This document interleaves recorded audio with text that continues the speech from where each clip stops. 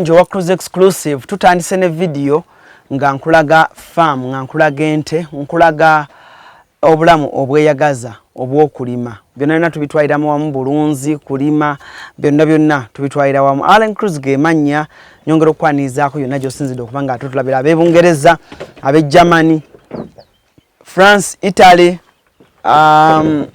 Scotland mwena abatulaba mwena gye muli mu America Canada mwena Dubai, Qatar, Saudi Arabia, Bahrain, Oman, mwena abana Uganda mwena gye muli munsi South America mwena abali Mexico waliwo yankubira nga ali mu Argentina bangi nnyo mwena abana Uganda abalaba omukutu gwaffe guno gwa CRUZ exclusive mwebale nnyo mwebalire ddala omwaka tuli mu guwunzika bangi nnyo mukola emirimu egyo okulunda obulunzi olunda nte, olunda mbuzi, olunda bumyu, olunda kyonna kyolunda webali nyo naye olunaku lwaleero tugenda kwesigama kukulunda ente.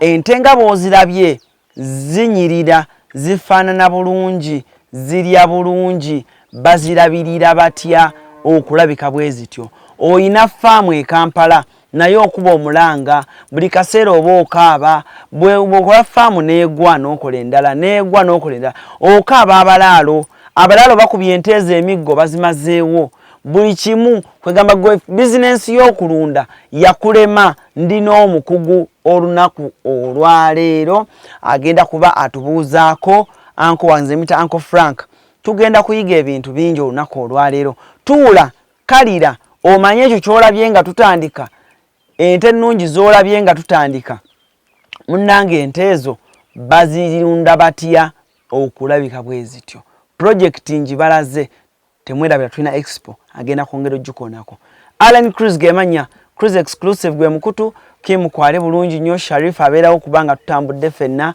okulaba nga tujja side zeno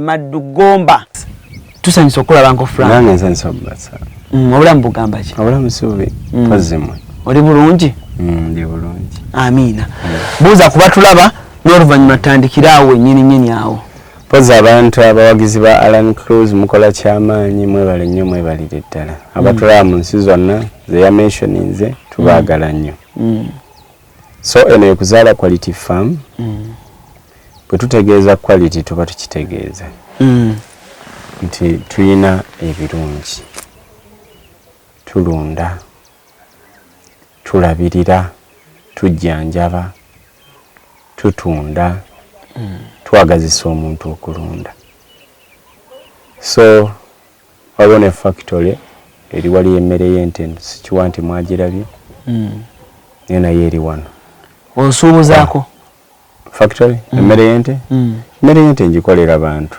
abalina ekizibu ky'ente nga mwetaaga boosters eziboostinga amata osobola okujja n'ogula nte eyo tekamu ojja n'ogula ne bw'otajja ano n'okuba bukuba essimu abaana bakudelivaringira emmere ogyagala so ingredients ezimu ziva Netherland endala zaawano ne tuzitabula ne tupaakinga so mpozi ekirala nga sinadda nawala nnyo njagala okutegeeza abantu bonna eggwanga lyonna mujje ng'ennaku z'omwezi 5 n'ennaku z'omwezi 6 nga 5 ne 6 January 2024 kati tubulayo omwezi gumu tutuuke ku kintu ekyo buli kyoyagala ku kuzaala quality farm ogenda kifuna abantu bonna abatuwagidde mbeebaza abaze nga mugula ente zaffe wano nga mugula ente kwolwo olunaku jangu naawe alina ebibuuzo gwalina amata ng'oyagala kwongera ku mata ago jangu gwabadde alina amata nga akatale tulina jangu kwolwo naawe ayagala essente za gavumenti ez'okwekulaakulanya naye nga za bulunzi na bulimi kwolwo n'alyagadde okeere ku makya n'abo ab'ebibiina bya ofani nga biyamba abaana abatalina mwasirizi bamulekwa nga nze mbadde nsaba bo bajje naye buli organization oba buli company nagitumya abantu nga 3 tables 3 nti mujja nga tebbeemu eweze eyokubiri eyokusatu njabba w'ente ng'erina ggwako ya myezi 8 mugitikkirawo enkeera ku lw'omukaaga. So n'ekirala kyenjagala ntangaaze mu kigenda okubeera wano abantu bakimanyi tugenda kubeera n'abayimbi, tugenda kubeera n'ababbanka, tugenda kubeera n'abalabirira ebisolo, tugenda kubeera ne baddokita. Baddokita tugenda kubeera ne baddokita okuva Netherland, tugenda kubeera ne baddokita okuva mu America, tugenda kubeera ne baddokita abaawano. Nabadde nabamenshonizeeko naye nsaba tugenda kubeera ne Dr. Nabulime Margaret, tugenda kubeera ne Dr. Kafunisi Mugombe, tugenda kubeera ne Dr. Kirumira, tugenda kubeera ne baddokita bangi. Margaret yowa nutrition and Ente, tuyinayo wa livestock, tuyinayo wa genetics, tuyinayo kwegamba simanyi na ngeri gyenyinza bagamba baddokita we bali naye program ezigenda okweyongerako mu maaso buli muntu agenda kubanga ajja akonfaminge yennyini. Omwoleso guno guyimiridde ku kyokusinga? Omwoleso guno twagutuuma secret in farming. Secret in farming ekyama ekiri mu ekyama mu bulunzi. Kati ekyama mu bulunzi lwaki twagutuuma ekyama mu bulunzi? Nti abantu abamu balunda naye tebamanyi byama biri mu kulunda. Golaba faamu abakuzaala Quality Farm e Madugomba bayita abalunzi bonna mu ggwanga okujja musomo gw'ebyobulunzi ogutuumiddwa ekyama mu bulunzi Secrets in Farming okuva nga 5 okutuusa nga 6 January ku faamu yaabwe e Madugomba. Omusomo gwa nnaku 2 era tugenda kutendeka abalunzi mu nnunda ey'omulembe, endiisa n'endabirira, ebyuma eby'omulembe bikozesebwa mu kulunda, oyige bw'ofuna mu kulunda, ate era n'okukuuma ebitabo, banking and record keeping. Nammwe abaagala okutandika ebyobulunzi nga temulina ssente wakuzeewola mujja ku olwo tujja kuba ne campfire ekiro. Kati jangu kuwa ekyama mu bulunzi omanye ekyama ekiri mu bulunzi bataakubbirako awo nyina Uncle Frank njagala tutandike ogambye osuubuza ente nzitunda otunda ate mu videos ezimu endala zetwataddeyo already watugambye nti tokkirizigana muntu agula nte eyo nga yalufula ng'agenda gitwala fusolota ogisala.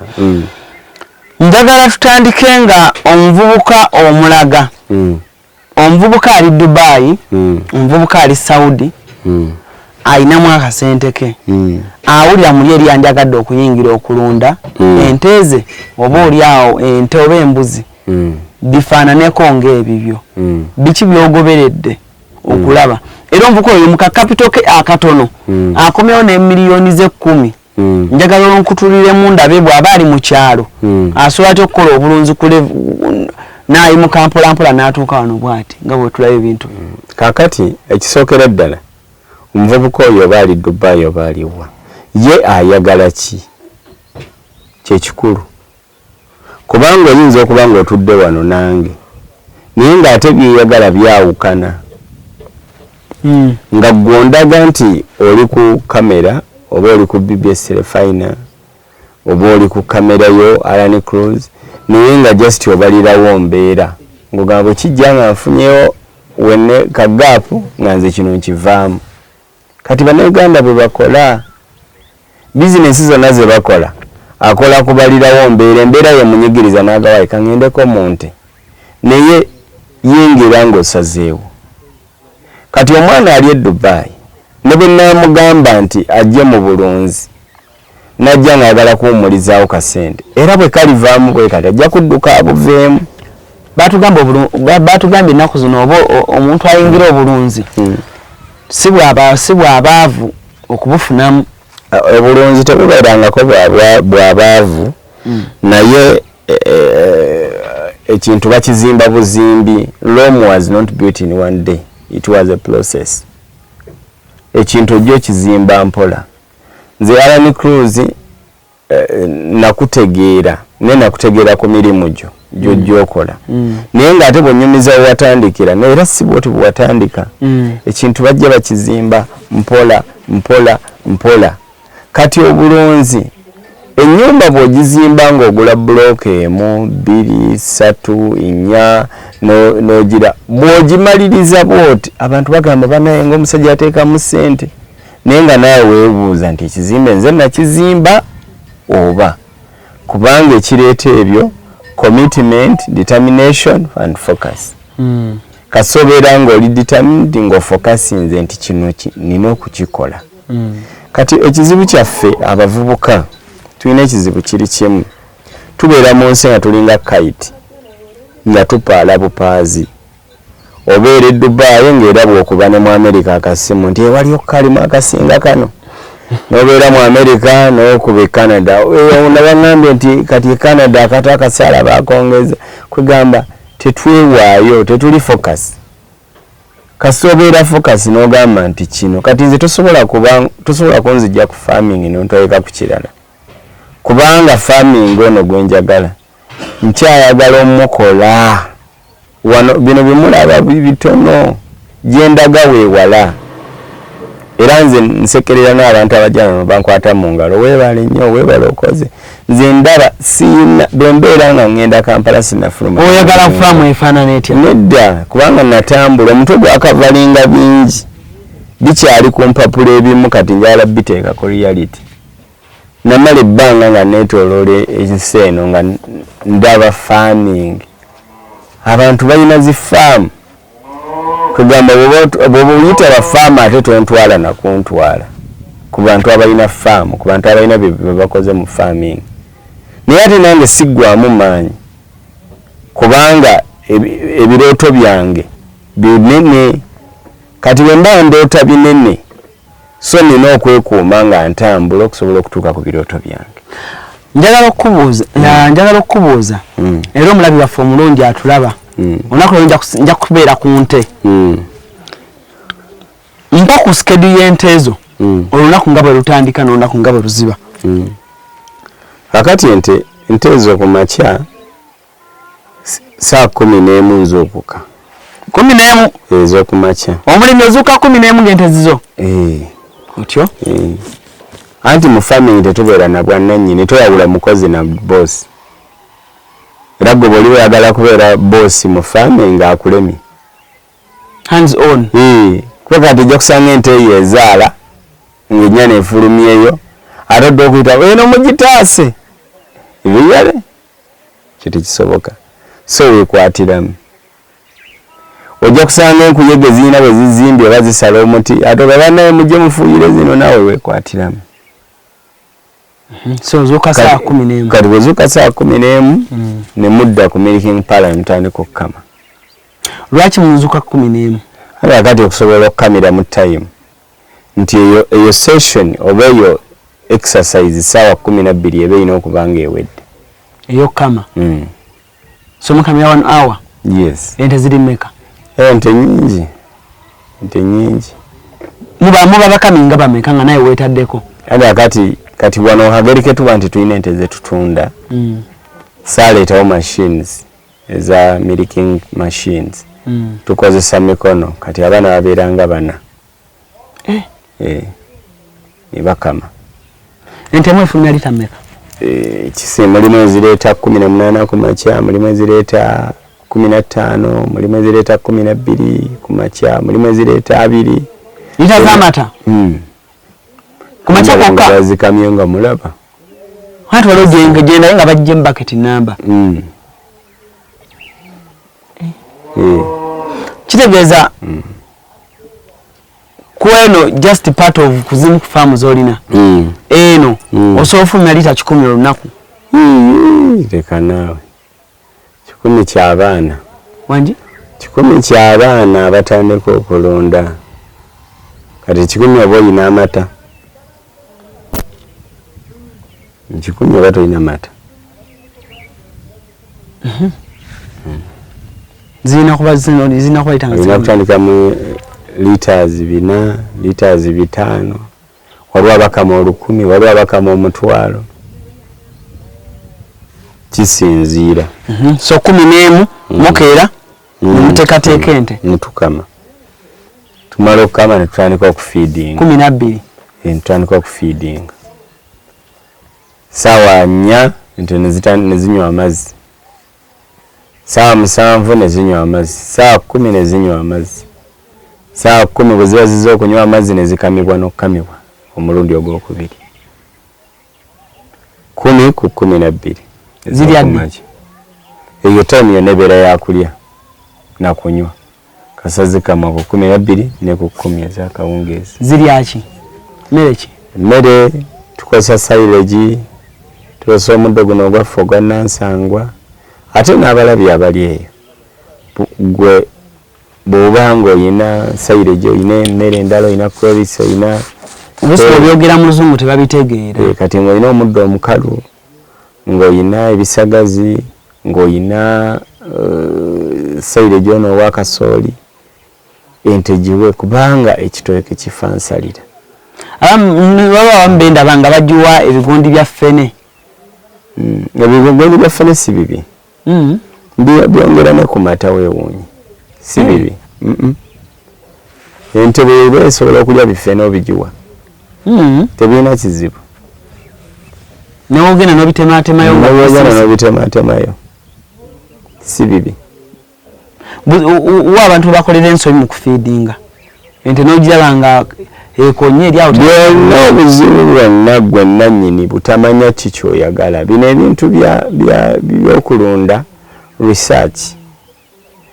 Abakuzaala Quality Farm Madugomba bayita abalunzi bonna mu ggwanga okujja musomo gw'ebyobulunzi ogutuumiddwa ekyama mu bulunzi Secrets in Farming okuva nga 5 okutuusa nga 6 January ku faamu yaabwe e Madugomba. Omusomo gwa nnaku 2 era tugenda kutendeka abalunzi mu nnunda ey'omulembe, endiisa n'endabirira, ebyuma eby'omulembe bikozesebwa mu kulunda, oyige bw'ofuna mu kulunda, ate era n'okukuuma ebitabo, banking and record keeping. Nammwe abaagala okutandika ebyobulunzi nga temulina ssente wakuzeewola mujja ku olwo. Tujja kuba ne campfire ekiro era nga abayimbi ab'amaanyi ennyo mu ggwanga bakutusanyusa ekiro kyonna paka obudde kkejenge. Osasula shilingi 20,000 okulya, okunywa n'okusula. Sasula ku momope kamunyenye mu 65 kamunyenye 3 kadaala merchant code 571 671 oba kuba essimu noti 779 291 758 ovuga n'otuuka e Maddu Town Council Gomba District nodda ku Maddu Kiganda Road kilomita 4 zokka ng'otuuse ku Kuzaala Quality Farm.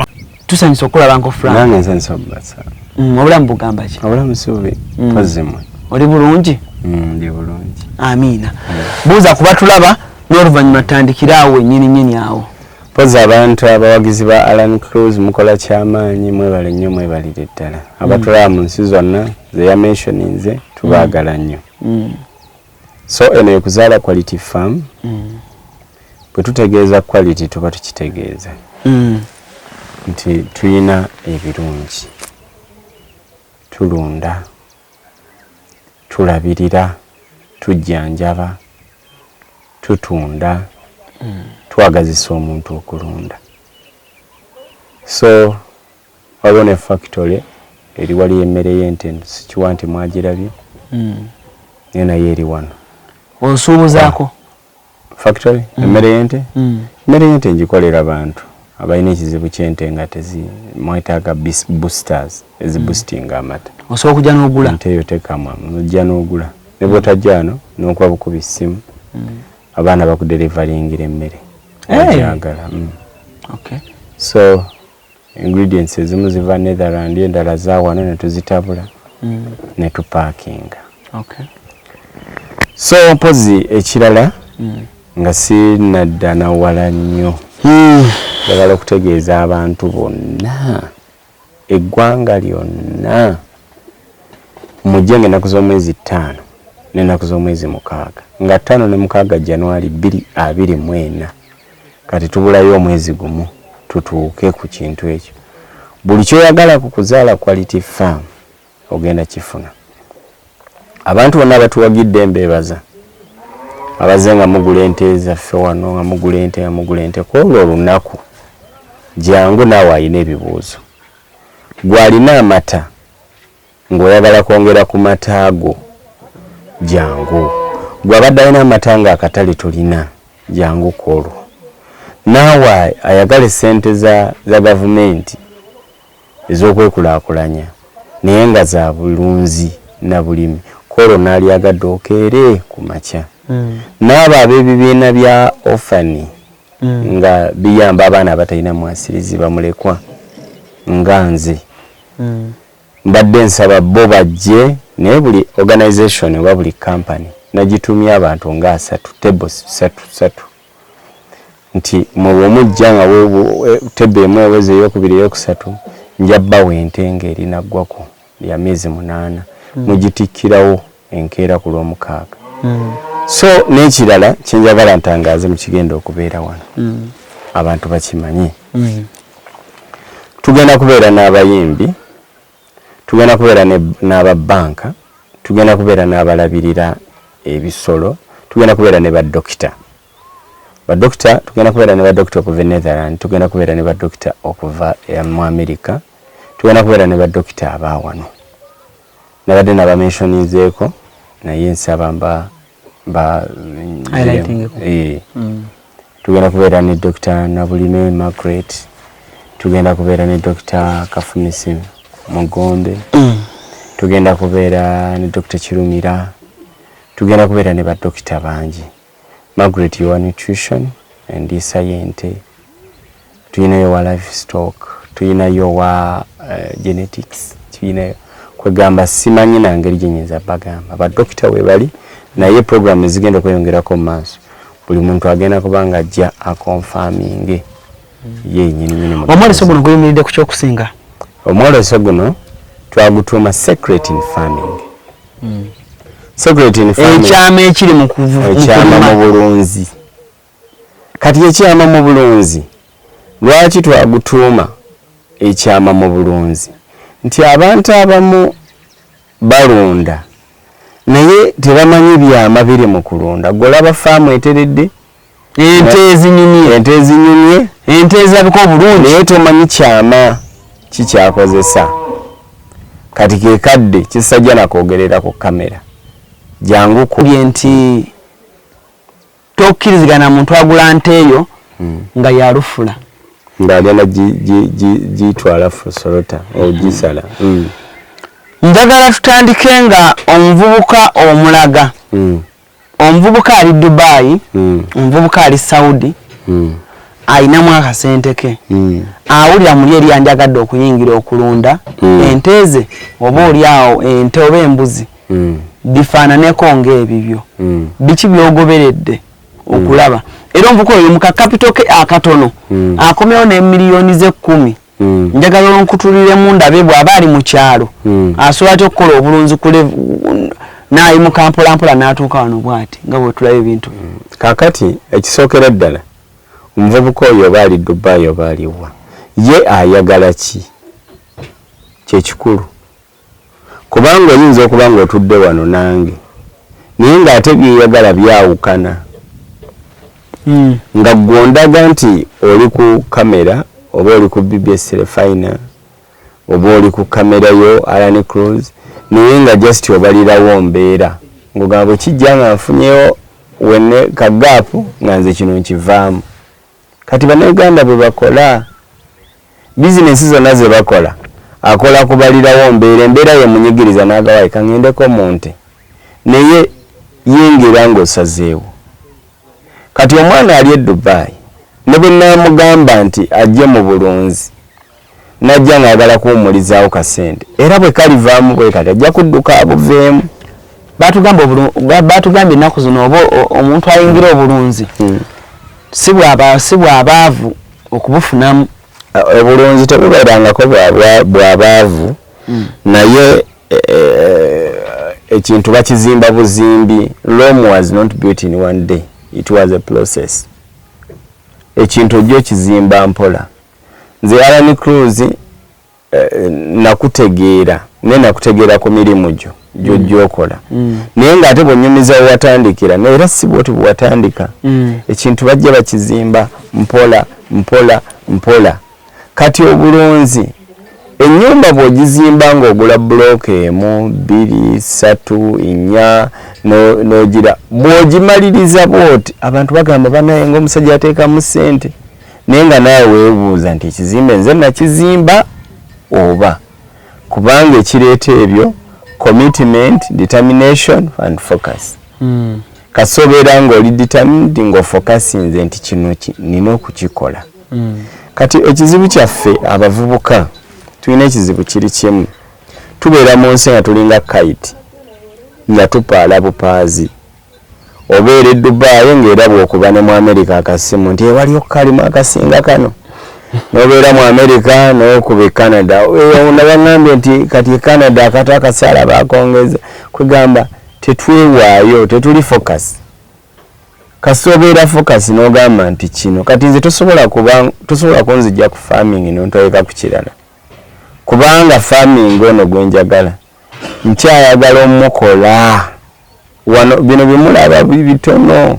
Gyendaga weewala. Era nze nsekerera n'abantu abajjana bankwata mu ngalo. Weebale nnyo, weebale okoze.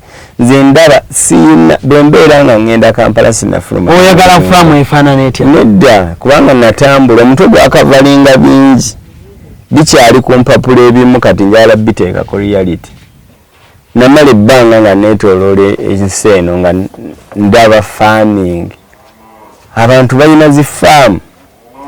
Kugamba bw'oyita bafaama ate tontwala nakuntwala. Ku bantu abalina faamu, ku bantu abalina bye bakoze mu farming. Naye ate nange siggwamu maanyi. Kubanga ebirooto byange binene. Kati bwe mba ndoota binene. So nina okwekuuma nga ntambula okusobola okutuuka ku birooto byange. Njagala okubuuza. Era omulabi waffe omulungi atulaba. Olunaku lwo nja kubeera ku nte. Mpa ku schedule y'ente ezo. Olunaku nga bwe lutandika n'olunaku nga bwe luziba. Kakati ente ezo ku makya saa 11 nzuukuka. 11 ezo ku makya. Omulimi ozuuka 11 ng'ente zizo. Otyo? Anti mu farming tetubeera na bwannannyini, toyawula mukozi na boss. Era gwe bw'oli oyagala kubeera boss mu farming akulemye. Hands on. Kwe kati ojja kusanga ente eyo ezaala ng'ennyana efulumyeyo ate odda okuyita eno mugitaase. Ebiyale kyo tekisoboka. So weekwatiramu. Ojja kusanga enkuyege zirina bwe zizimbye oba zisala omuti ate oba naye mujje mufuuyire zino naawe weekwatiramu. So zuuka saa 11. Kati bwe zuuka saa 11 ne mudda ku milking parlour mutandika okukama. Lwaki muzuuka 11?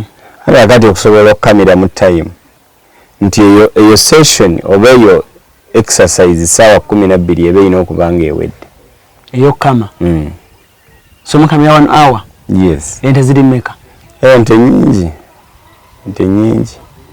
Muba bakaminga bameka nga naye weetaddeko? Ate kati wano hagerike tuba nti tulina ente ze tutunda. Saaleetawo machines eza milking machines. Tukozesa mikono kati abaana babeeranga bana. Bakama.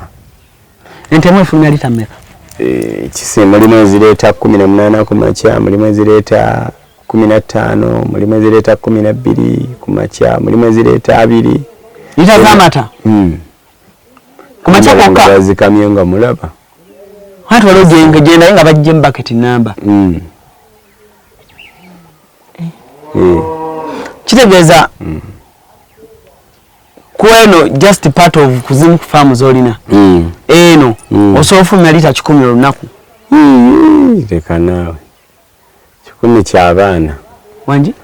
10 ky'abaana abatandika okulonda. Kati 10 oba olina amata. 10 oba tolina mata.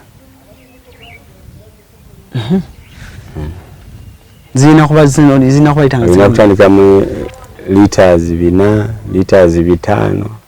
Waliwo abakama 1000, waliwo abakama 1,000. Kisinziira. So 11 mukeera muteekateeka ente. Mutukama. Tumala okukama ne tutandika okufeeding. 12. Tutandika okufeeding. Saawa 4 ente ne zinywa amazzi. Saawa 7 ne zinywa amazzi. Saawa 10 ne zinywa amazzi. Saawa 10 bwe ziba ziza okunywa amazzi ne zikamibwa n'okukamibwa omulundi ogwokubiri. 10 ku 12. Ziri addi. Eyo time yonna ebeera yakulya na kunywa. kasazi kama ku 12 ne ku 10 ez'akawungeezi. Ziri aki? Mmere ki? Emmere tukozesa silage, tukozesa omuddo guno ogwaffe ogwa nansangwa, ate n'abalabi abali eyo. Gwe bw'oba ng'olina silage, olina emmere endala, olina cloris, olina obusobola byogera mu luzungu tebabitegeera. Kati ng'olina omuddo omukalu, ng'olina ebisagazi, ng'olina silage ono owa kasooli, ente giwe kubanga ekitooke kifa nsalira. Baba bambenda banga bajuwa ebigondi bya ffene. Ebigondi bya ffene si bibi. Byongera ne ku mata weewuunyi. Si bibi. Ente bw'eba esobola okulya bifene obigiwa. Tebirina kizibu. N'ogenda n'obitemaatemayo. Si bibi. Abantu bakolera ensobi mu kufiidinga. Ente n'ogiraba nga ekonye eri awo. Byonna obuzibu bwonna gwe nannyini butamanya ki ky'oyagala. Bino ebintu by'okulunda research. Abakuza ALLANCRUZ famwe Madugomba bayita abalunzi bonna mu ggwanga okujja mu musomo gw'ebyobulunzi ogutuumiddwa ekyama mu bulunzi Secret Farming okuva nga 5 okutuusa nga 6 January ku faamu yaabwe Madugomba. Omusomo gwa nnaku 2 era tugenda kutendeka abalunzi mu nnunda ey'omulembe, endiisa n'endabirira. Ebyuma eby'omulembe bikozesebwa mu kulunda, oyige bw'ofuna mu kulunda, ate era n'okukuuma ebitabo, banking and record keeping. Nammwe abaagala okutandika ebyobulunzi nga temulina ssente wakuzeewola mujja ku olwo. Tujja kubaleka wa munno kikyakusinga, kikyotayina, kikyobulamu ne weechekinga na kikyoyagala nakubeera ssaawa yonna nga oli hands on. Muzigalira ssaawa mmeka? Kati era zinzigalire toziraba ssaawa 10 zayingidde dda naye ziri mu kulya silage munda. Ssaawa 10 mba muzigalidde kasa zijja nga zirya zereeta ne zeeyingiza. Bwe zimala ne zigenda ku exercise olumu ne zisiibamu ne mu. Ne zigenda ku exercise? Zirina oku exercisinga. Zeefulumya ne zigenda ku exercise? Ezikuba patch together ne zisanyuka. Ndabye wali obuyana nga bubuukabuuka buti. Zirina oku exercisinga. Kirungi nnyo okutereeza amagomba g'ente. Abantu abalungi Uncle Frank yaŋŋambye wano ku faamu ye ebimu ku byatakkiririzaamu kwe kwata omuggo n'okuba ku nte ye. Ekyo sikikkiriza. Era watu waŋŋambye akuba ente eyo wano akola ki omulaalo? Agenda lwaki aba akuba ente? Akola ki? Lwaki aba akuba ente? Tewulira. Siwe bati bagibeezaawo. Ente siwe bati bagibeezaawo. Ente tebagikuba. Kati wano oba ogikubira ki? Ettaka likole, omuddo eguyina, ine emmere munda mu nnyumba, buli kimu kyeyagala ekifuna. Ne bwentomera? Ate ng'ekutomerako ki? Ezo ente zitomera ziba ndalo, ekisookera ddala ziba zaabuliddwa ebyokulya, kyokusookera ddala management ya faamu. Wesanga kiri buli kimu kiri bwe kiti, kiri upset. Solokkiririza mu mulalo akuba nte? Aba alina okugenda. Era kati bw'oba nga wajja kulabirira muyembe omuti n'ogutema ate kati oba olinda ki?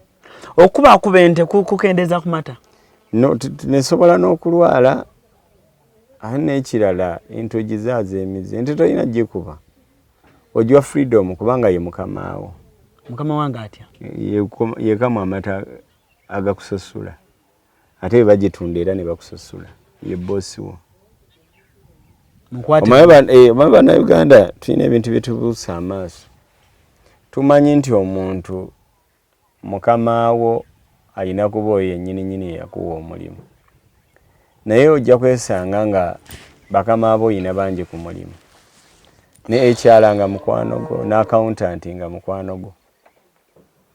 Ng'olina omufuula mukwano go kubanga yalagira ssente ne bazikuwa n'abeeramu mu office. Kati olina omuyisizaako obulungi. Buli lw'ovuma accountant oyinza obutafuna ssente. Buli lw'ovuma ne bosi ne bwagamba ogendayo accountant nasologa mukama wange tewali ssente. Balance nze ne balansinga. Kati bakama abo si yo eka yakuwa omulimu. naye ne mu sekta omwenye nyini abantu bayinza okuba nga bakama abo nga 10. Ente musinga omuntu aba yagadde okusuubula atandike naye mpola mpola ayinza kujja n'akasente kenkana ki anti bano tewabeerawo byakusuubula biba byakulunda nte kujja mu kizibu abasuubuzi babeera eri mu bikomera gye batwala ezo ente nze nga bazisibya obubaddiya babeera eyo mu bikomera eyo mu kaleeri tokkiriza muntu asiba nte kakabaddiya yange n'ogisiba akabaddiya bwe nkukwatako nkusiba tokkiriza muntu asiba nte eyo kabaddiya sikkiriza neganya naye nze mala abazisiba emikira we nkukwatira nkukuba ekkomera nte yange ogisiba otya akabaddiya naye anko Franka gye bujjawo ogenda tandika eddembe ly'ente mu ggwanga lyonna nga gwego tulinanga omuwolereza w'ente ate akati ente ezo nga bw'okyogedde ndyetwala omusalaba ogwo kubanga ente muzadde ente muzadde muzadde wani ente muzadde owange ente kankuwa ebirungi by'ente mpa owasa omukyala n'anoba n'akulekera abaana ente nebayonsa ne bw'aba akufuddeko ente nebayonsa abaana ne batuuka okusoma n'otunda amata g'ente ne batabani baayo abaana n'obasomesa ne bamaliriza okusoma ne bagulira omukazi ne bawasa bwe bamala okuwasa negamba nti nedda ne mu nnyumba y'omulenzi temuliimu bintu n'ogitunda n'ogula ebintu mu nnyumba eyo yonna nti nemanya nti omulenzi tolina mukyala ente n'oba nga tokyatuula mu bantu kufiitingamu bibagamba mbu waggwamu gundi yayavuwala biki omuntu ayina ente tebamwogerera tebamwogerera kubanga ziba ziyitawo ne baga ezo zaani nti za Allan ezo ente za Allan bulijjo nti ye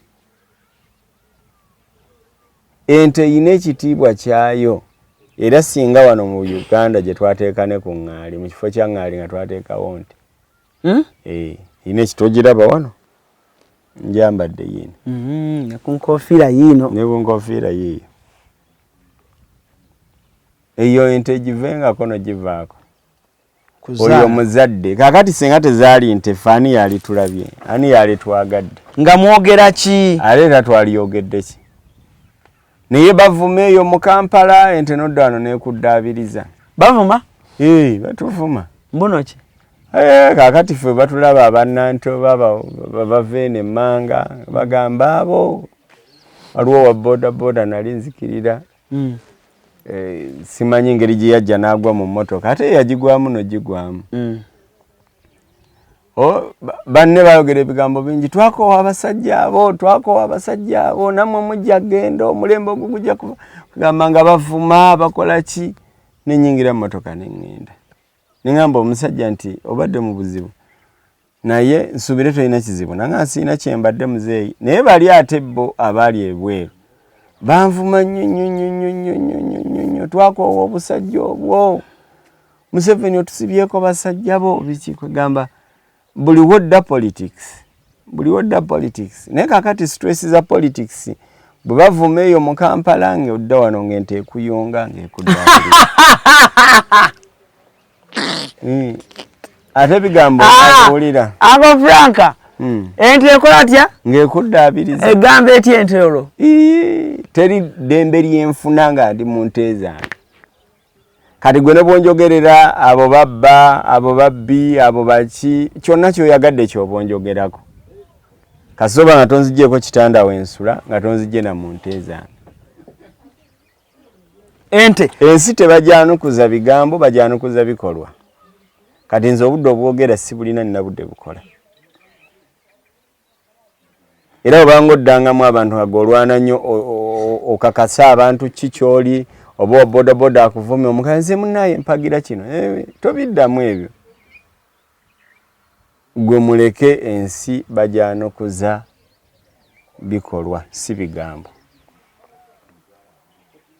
kubanga ne bw'oliyogera n'osuula enjuba abantu bagenda kubeera bamativu naye ebikolwa so kakati bwe bamenyereyo amagumba mu Kampala ente nga tudde wano nga zikuyunga obeerako mu ente ekubeereddewo mu nnaku yonna eyo tojogerako ente ekusomesezza yeyo maama wange taata wange kati nze taata yafa mu 87 kati emyaka 36 nte yekubeererawo ndaze ebintu bingi ndaye waziwummula waziwa amannya njogera nkono era ziyina amannya ente ntibajogerako tebajogera kate kakati wano naalibaddewo wano bizinensi y'amaanyi endeetawo laba eri yonna ddungu naye ekindeeta wano si ddungu just gundi nsiko si ddungu kwegamba nsiko naye ekindeeta wano okubeerawo nte nga tolina laavu yante tosobola kubeera wano oluzanza tayagala kubeera masanyalaze ensule masanyalaze enkole ki nkyakale kali akawungezi ka leero bantu bali ku Serena bafuna ka coffee Serena kigo bali eyo fountain ziwa amazzi bwanywa ka coffee nikati nze ne bwe ntuuza ku Serena mbeera neeraliikiridde ente zange ziri zitya kitali ku Serena kiki esitalina wano Serena nsobola gireeta wano olowooza ekyenjawulo ki ekiri ku Serena coffee temumunywedde coffee waali wano tunywedde coffee omwana aliwo gwe natumye obuugi obw'amata webale natumiza dde obuugi bw'amata wali wansi neka coffee machine nkalina kati Serena mba njagazayo mudda nja kuzimbawo ne swimming pool abakuzaala quality farm Madugomba bayita abalunzi bonna mu ggwanga okujja musomo gw'ebyobulunzi ogutuumiddwa ekyama mu bulunzi CRUZ farming okuva nga 5 okutuusa nga 6 January ku faamu yaabwe Madugomba omusomo gwa nnaku 2 era tugenda kutendeka abalunzi mu nnunda ey'omulembe endiisa n'endabirira ebyuma eby'omulembe bikozesebwa mu kulunda oyige bw'ofuna mu kulunda ate era n'okukuuma ebitabo banking and record keeping nammwe abaagala okutandika ebyobulunzi nga temulina ssente wakuzeewola mujja ku olwo tujja kuba ne campfire ekiro era nga abayimbi ab'amaanyi ennyo mu ggwanga bakutusanyusa ekiro kyonna paka obudde kkejenge osasula shilingi $20 okulya okunywa n'okusula sasula ku momope kamunyenye mu 65 kamunyenye 3 kadaala merchant code eri 571 671 oba kuba essimu noti 779 291 ovuga n'otuuka e Maddu Town Council Gomba District nodda ku Maddu Kiganda Road kilomita 4 zokka ng'otuuse ku kuzaala quality farm nga zikkiridde ziizo kyemulaga abantu ente ziizo ente za Mr. Kuzaala ne ku mazzi waliwo eziri eyo ye faamu abantu gwe bagirengeraawo kati awo zirya kyaggulo zigenda ne ziryako n'okwexercisinga ziraba bwe zeeyagala zimaze okulya emmere y'omu nnyumba kati zeeyagala lye bayita eggana ly'ente poze ziwagamye ente eki ninamu Frisian ninamu Jazzy ninamu ne Guns oyinamu Frisian Jazzy ne Guns in fact ku expo njagala abantu bajje balabe bawule n'okwawula bawule bamanye Frisian gye boogera yavaawa Frisian yava mu Frisian Horace niyo lwaki abaana ba Makatu babba ente Sharif lwaki abaana ba Makatu omuntu yenna yenna bazinyiga mu Makatu omuntu yenna yenna okubba ente ekisookera ddala management ye banfu ekyekimu ekirala ekyokubiri gwe weerwanyeeko otya abamu tebalina maanyi andi akati wulira bw'oba toyina maanyi ente bagibba batya abakyala abanaku babeera n'obute bwabwe nga akasuza ku muti awo ne bakasumula ng'oleeta embwa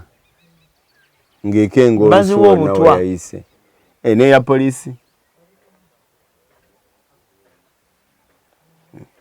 kyenkugamba nti bw'abasajja nti ente yenna yenna omuntu ng'oli mulunzi wa nte ofubanga nnyo okulaba n'olaba baani b'okolagana nabo ku faamu baani mikwano gyo teri akubba atakumanyi nga tumaliza shafe yona kolera nko Frank njagala nkuze wali ku nte obeere ng'ombuulira bwe mba nnina ettaka lyange ku bunene bwe butyo nga aya batulaba ayina ettaka lye ku bunene bwe butyo ente bwe zityo obungi bwe tulabweta bwe batambuza kamera awo bwe batyo ente nnyingi ze tulaba ezo neetaaga abalaalo bameka ku bunene bw'ettaka bwe butyo n'omu yekka asobola omu kasobeera ne milking machine nedda ngamba okuzikuuma n'omu kati ate zo zeetaaga ki zera zitambudde zigenda kudda zeereete mu kiyumba zezaayo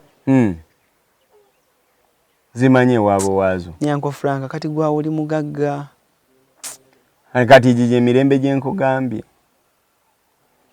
fensi nange neegombayo bwe kati nga nze obwo bwange fensi bw'oba ogula togula sente ogula mirembe ente bwezi tosobola oweerera omwana okuva baby class paka lwamala osoma ate masomero amalungi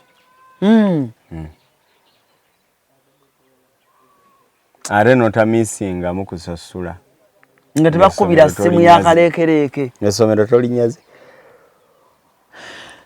okay kale kakati njagala okujjukiza abantu abantu mwenna gye muli mu ggwanga sigenda kumentioninga wa mujje mu expo ey'ennaku z'omwezi 5 n'ennaku z'omwezi nga 6 etuumiddwa kuzaala Quality Farm 2024 diary njagala tukkirire wano wansi nga bwe tukkirira kuba tuli mu kumayiza show naye njagala balagako the beauty eri ku faamu ya Mr. Kuzaala the beauty eri ku faamu ya Mr. Kuzaala eno gye tuva waggulu eno kimu tukwatire eri wansi bulungi abantu mbalage beauty yazimba kana akantu nga bw'okalaba kimu bwakakulaga yakateeka ku faamu ye simanyi oba wano ba clients abazze kati weebuuze ku faamu yo oyinako setup bweti nti ba client bwe baba bazze balina we batuula awantu awalungi oba mubatuuza ku biyinja kati wano ne music abeeramu wano abantu ne batuula balirakisinga wow Kim laga abantu faamu wetuli kati Uncle Kuzaala Uncle Frank nze wano mba nsana nekubizaawo ekifaananyi bwentu kubanga ndi w'amaanyi okutuuka ku eno faamu kakati wano zigenda okubeera ne garden expo njagala abantu bajje okufunira evening tea n'eri side ya compound ngenda batwalayo camping tents zigenda kubeeramu camping tents kati zino ziwookuwe wali abantu batuulawo abalina disabilities okay abatasobola kutambula tebasobola batuulamu akatono omulaba bannange obunene bwa faamu obulungi bwa faamu omuntu otuuka ku faamu y'omuntu n'ogamba oh my god ekintu kiyitirivu eno ye drive we n'ogenda ali mu parking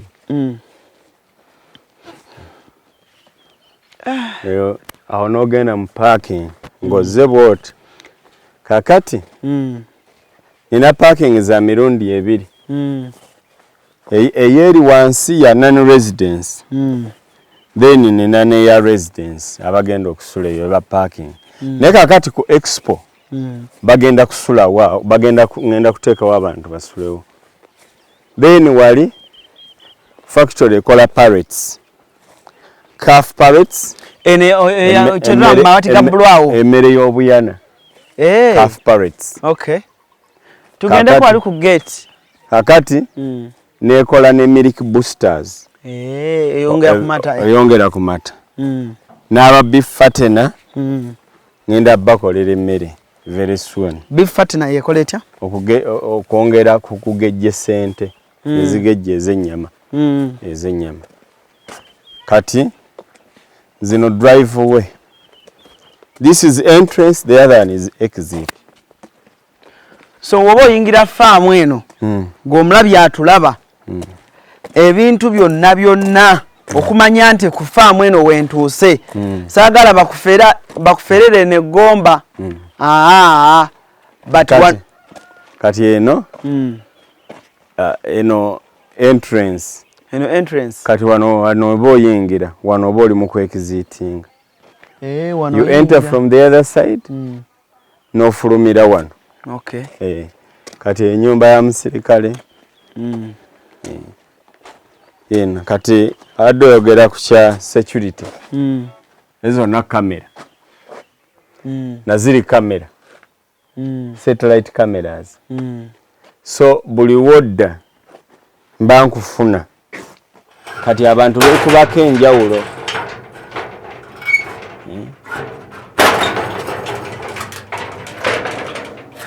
abantu bekubako enjawulo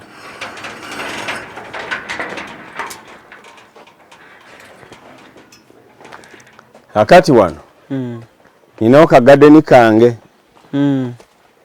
jagala kutuula mbeko byenjira nakolawo mulimu ebimuli byange bibeerawo munde awo nawo tuulawo ntuulawo awo kati wano wembagamba wano bayita K-Farm Kim nga bwakulaga kasito otuuka wano bwoti omanya nti ntuuse ku faamu ya nannyinimu Uncle Frank olengera bulungi nnyo ka K-Farm kuzaala Quality Farm okafuna bulungi nnyo so abalabi baffe abalungi abavubuka abangoberera CRUZ exclusive sibawa bintu entertainment byokka wabula making sure mbaleetera abantu ababongerako making sure totunuulira kiri otunuulira kiri tunuulira gwe owajjemu ekyo ekikugasa osobole okweyongerayo mu bulamu bwo mu maaso okitegeera tunuulira ekikugasa mu byayogedde byonna londamu ebikugasa mu bulamu bwo ate nga nsuubira byebyo ebintu ebirimu ki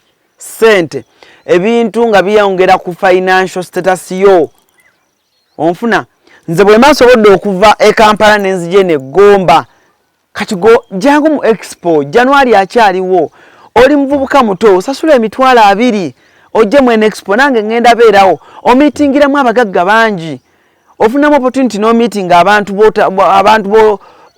oliawo bobadde tolwapinga nga nabo shoulders nojja wano nosangawo omugagga gundi nosanga omugagga gundi nosanga omugagga gundi nosanga omugagga obulamu bwe butyo butambula tebugenda kusanga Kampala eyo Makinde tuli eyo mutungo mbiwunya gye tubeera eyo mu buzigo bw'abasajja ne tuwebaka ne tufuluuta jangu mu expo 5 ne ku 6 mu January sasula emitwalo 2 gye mitwalo 2 abamu zibetingamu ne musibamu akapapula true sasula emitwalo 2 jangu tuyingire wano twebake ekiro kimu 2 enkeera tugende nga amagezi getuzizaayo mangi connections zetufunye nnyingi okitegeera sasula enamba y'essimu ye eri wansaawo eyakuzaala Quality Farm muganda wange nze ntuuseewo ennaku z'omwezi nga 5 6 January 2024 era tukomawo wano mu kifo kino kyennyini abali mu America abali e London abali e Germany France Italy Scotland Luxembourg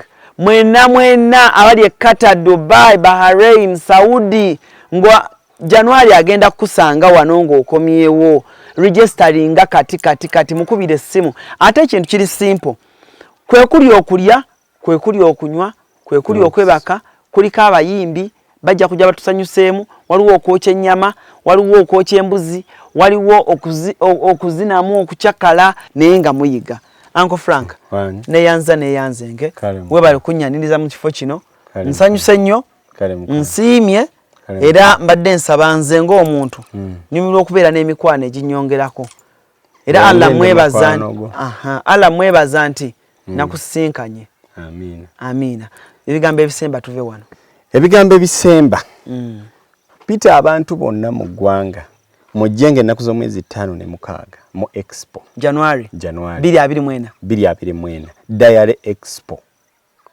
Diary Expo ngenda kubeerawo abakatale k'amatanga gw'amata otunda nusu 3 ne nusu 5 jangu ngenda kuz'omwezi mu 5 ne 6 gwe ng'obadde oyagala kuluyingira bulunzi naye toyina ssente w'ozijja obulamu ka capital jangu ennaku z'omwezi 5 ne 6 ngenda kubeera ne ba bankers bonna gwe ayagala okumanya endiisa y'ente ogiriisizza otya era yagaana okuvaamu endwadde kubanga nina ebintu ebiri ku topics zaffe ze tugenda okukavalinga okujjanjaba okugema okuwonya byonna jangu n'abakugu ngenda kubeera ne badokita ab'enjawulo mu mawanga ag'enjawulo na wano e Uganda bagenda kujja kati jangu kwolwo n'alisabye musasulenga bukyali tusobole okubanga tubabuukingira naddala mu abagenda okusula kubanga njagala eno ye expo eya VIP